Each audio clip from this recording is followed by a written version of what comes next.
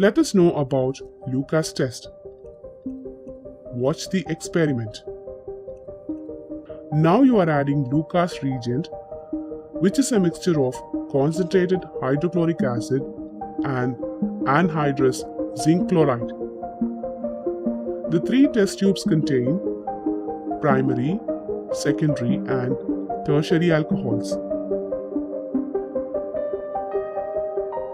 In test tube number 1, turbidity formed immediately,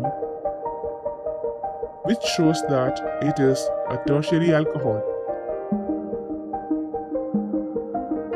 In the test tube number 2, turbidity appears slowly.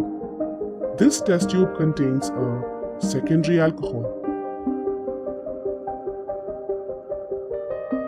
In test tube number 3, there is no visual change, which shows it is a primary alcohol.